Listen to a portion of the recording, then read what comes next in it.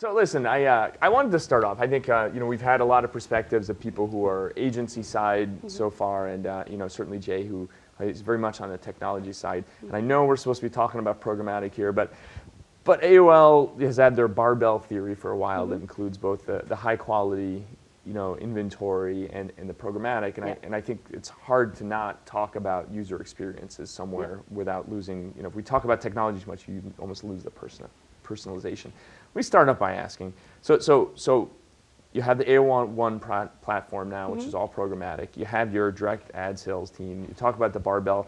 Is it really a barbell, or is it like really lopsided one way or another right now? It is a barbell that you try to to take to balance, right? And the reality is that at AOL, we talk about AOL being the place where culture meets code, because we do not believe that there is technology and that there is content, and those two worlds live absolutely separate. We do believe, and for the last 5 years, we've been heavily investing in platforms and technology, because we think that technology and platforms drive programming and content. So it is when you can marry those two, and when you can leverage all of the data, the insights that come from the much better technology that we have right now, and access to data, whether it's first party, third party, or second party data, that you can use that to create better products and better content for the consumers. Because at the end of the day, what we're doing and what technology is enabling us to do is provide different consumer experiences that make life, faster, easier, better for consumers that might be watching a short form show on their mobile device on their way to work, or when you're providing utilities beyond what sound, sight, and motion in traditional television ever allowed us to do. So those darn consumers, we haven't even talked about them all day today. Yeah, I can't believe they had to come into this. So I mean, but we have talked a lot about how data and things like that drive advertising results. How are you, like, really, how are you using that to change what you do from a content perspective? So we have been doing a lot of experimentation over the last few years, not only curating a lot of our partners' content, but also creating our own content. And we started with the creation of original shows. We did 16 of them every year. I was just reading in our internal site that one of them had gotten a nomination today. 2 of them got nominated for Emmys. But what they have helped us understand is what type of content consumers are watching, and how is it different depending on the screening which they are watching, on the occasion, on the age, and the audience composition of that specific consumer, right? So we've done, of course, a lot of experimentation using SD with very short form content. We've gone from, now we have shows that are from 10 to 15 minutes. We are in the process of launching, I think it's next week, a new the Today Show in 2 minutes. So we are going to shorter form, mobile first video experiences, and providing content to consumers that, that will go 365 days a week, that will go from daily shows to weekly shows to regional content to the confluence of bringing together live events and utility on the web in a more holistic basis. So I think that you learn from OTT devices, right? We have the AOL content, and all of our partner content lives on 16 different OTT devices. So we know that when consumers watch our content in OTT devices, they normally watch 3 shows, and that they watch them in 65% of the cases at the same time as Prime TV. That tells you a lot about what the substitution value of that media, right? We also know that when they watch it on their mobile devices, they normally watch 1 show, and they do it twice a day, and they do it in the morning and at night. So it might be during commuting, or before or after the workday. That gives avenue, and we think that it is a tremendous moment, not only for all of us in the industry of advertising, but for content creators. Because they now have outlets to create totally different types of content that summarizes, that simplifies, that gives a point of view, but that does it in a cross-screen world.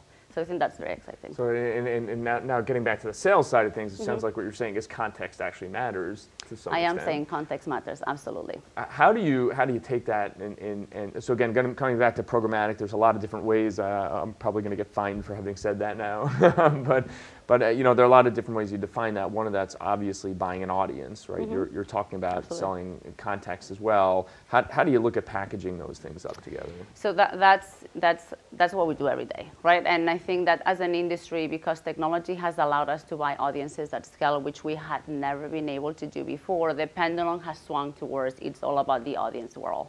So a lot of what we do with our advertising partners and with our agencies is work on how do you bring the two worlds together, and how do you help an advertisers figure out what are the upper funnel strategies that can drive brand awareness and inform the consumer, and how do you pair those with audience strategies that will give you the reach at the end.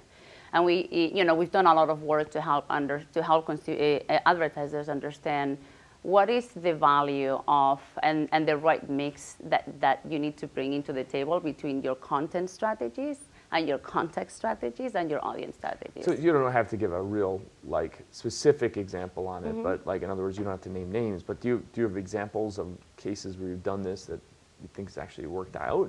We have as many examples as advertising partners. We have, absolutely. We do that every day, and now we have the ability to actually measure how that works with technologies like ConvertShow, right? So we have very good visibility on what is the impact of the television programs that we run through linear TV and all of the work that Dan Ackerman and his team does. How does this work together with the OTT strategies, what we do in display and premium display, and what we do in all of the content that we not only distribute, but that we create for advertisers, right? So it is the norm of how we work rather than the exception, and that's why we always talk about the ability to bring culture and code together, and the ability to work in a leverage content and technology into the same strategy. What are you doing with ConvertShow now that you acquired them?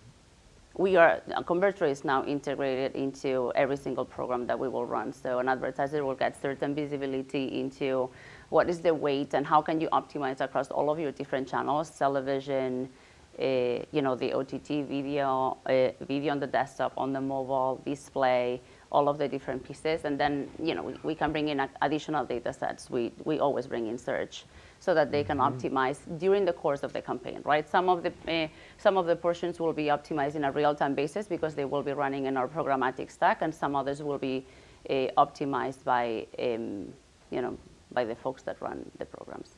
So you mentioned mobile and over the top, and I'm going to guess if you're like most other people in the industry, those have probably skyrocketed. They have skyrocketed, right? Oh, absolutely. So are they being sold the same way? Are there unique things about them that? I would love to see them sold the same way. I would love for us as an industry to look at consumer-centric strategies, and be able to sequentially message people depending on whether they are interacting with the brand in a mobile device or in the other place. But unfortunately, I think we are striving there. We're doing some work. Most of the buyers still have different silos of groups of people that will buy, and then there is a group that tries to put it all together. I will say a lot of what drives our strategies is this concept of open and breaking through the silos, right? So we will push, and when we have all of these conversations, we always start with consumer-centric, independent of all of the groups. But then I think it's a work in progress, and I think that the more we strive and the more that technology allows us to look at consumer-centric strategies, the more we'll be able to continue to grow the industry and hopefully, give more utility to consumers. So the final question for you, if there's one thing that you think has to go well in 2015, what is it? There's one thing that has to go well in 2015. I think we're at the beginning of leveraging cross-screen, true, neutral audience planning and targeting strategies. And if we do that effectively and we start deploying those strategies, we will be able to leapfrog what would be the normal evolution of the industry. So I would seek for 5 or 6 partners that want to go all in and want to do it all, and that's a lot of what we do. So I think that's it. Great. Thank you.